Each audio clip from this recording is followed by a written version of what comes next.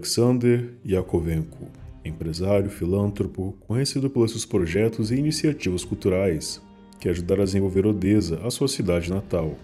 Ele é proprietário da Supramarine, que é uma empresa de logística, e após a grande invasão russa comandada por Vladimir Putin, ele deixou de administrar sua empresa e começou a produzir drones para apoiar e combater na guerra na Ucrânia.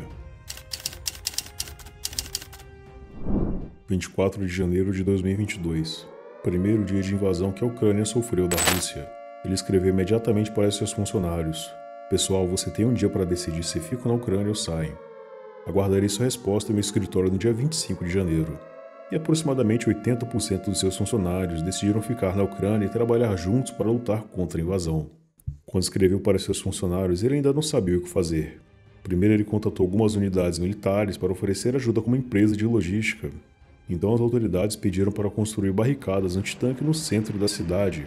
Então, eles começaram a produzir esses equipamentos e esse foi o primeiro passo. O segundo passo era importar à Ucrânia ajuda médica fornecida pelas autoridades e voluntários de outros países. Então, como precisava de proteção, Alexander começou a produzir coletes à prova de bala, que faltava para o exército e médicos ucranianos. Ele importou o aço da Suécia, que era um material blindado especial. Então, eles começaram a criar as chapas e depois disso foi fabricado os coletes em sua fábrica.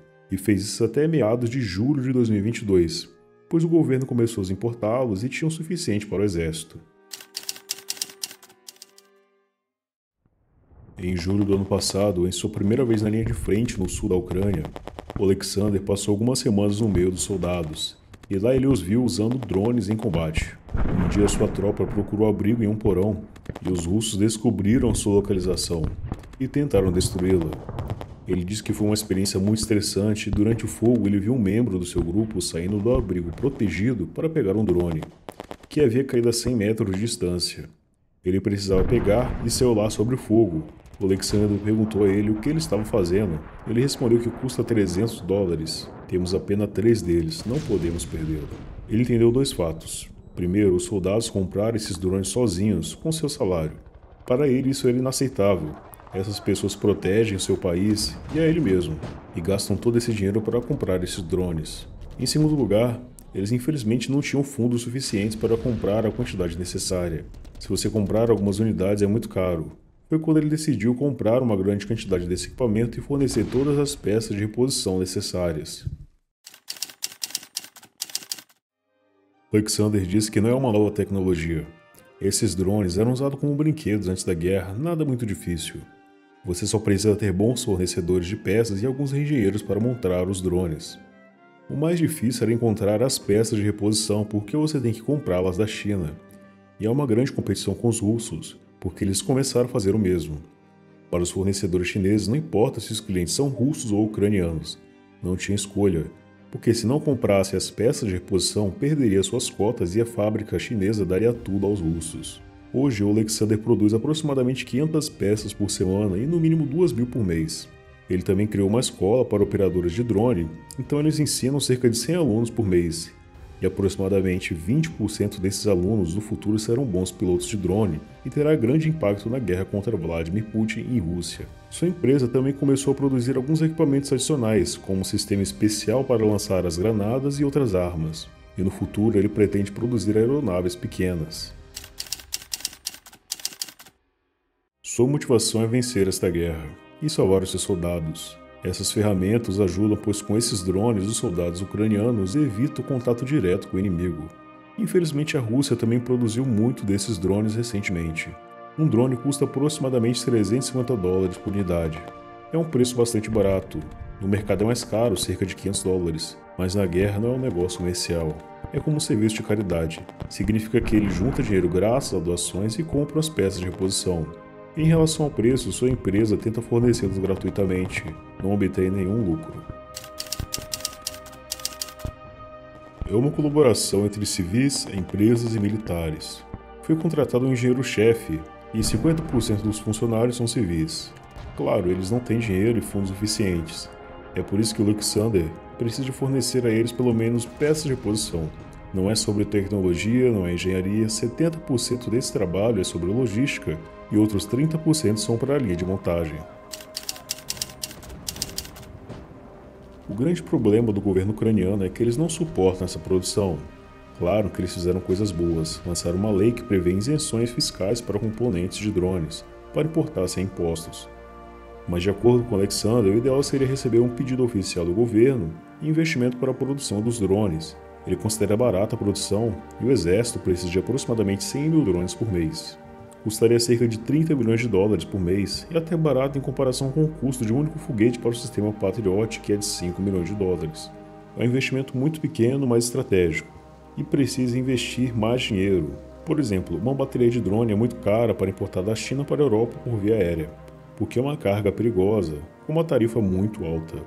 Então Alexander importa por via marítima, em containers que levam em torno de 3 meses para chegar. Então o principal problema é o investimento financeiro. Por exemplo, eles pagam adiantado para a fábrica na China e a entrega na Ucrânia aproximadamente 2 meses depois. É uma quantia enorme de dinheiro para uma organização voluntária, mas não para o governo. O Alexander não entende porque o governo não investe na produção dos drones. Sua experiência como empresa de logística foi a sua maior vitória. Um exemplo: a maior produtora de drones civis da China não fornece drones para esta guerra. Eles não vendem drones oficialmente nem para a Rússia nem para a Ucrânia, porque não querem ser sancionados. Mas é muito fácil obtê-los se todos compram. Você compra as peças de reposição de Hong Kong e as leva até a Lituânia, da Lituânia para a Polônia, da Polônia para a Ucrânia. O itinerário russo é aproximadamente da China até o Cazaquistão, a Turquia, e vai para os Emirados Árabes e finalmente chega na Rússia. É uma logística muito difícil e também tem a logística do dinheiro, porque você não pode pagar diretamente da Ucrânia para a China. Você tem que fazer isso através de diferentes empresas. Então você tem que trabalhar com transparência e papéis oficiais, porque você recebe dinheiro de doadores, e você tem que mostrar a eles que tudo é transparente. E quando te perguntarem, por exemplo, por que você pagou da Ucrânia para a Polônia, você tem que explicar que não pode pagar da Ucrânia para a China diretamente. Então, estar pronto para mostrar as contas do banco polonês para os pagamentos na China e todas as faturas precisa ser completamente transparente para que as pessoas confiem neles. O Alexander disse que é muito importante começar a produzir peças de reposições para drones com motores na Ucrânia, porque em um futuro próximo a China pode parar de enviá-los para qualquer país do Ocidente.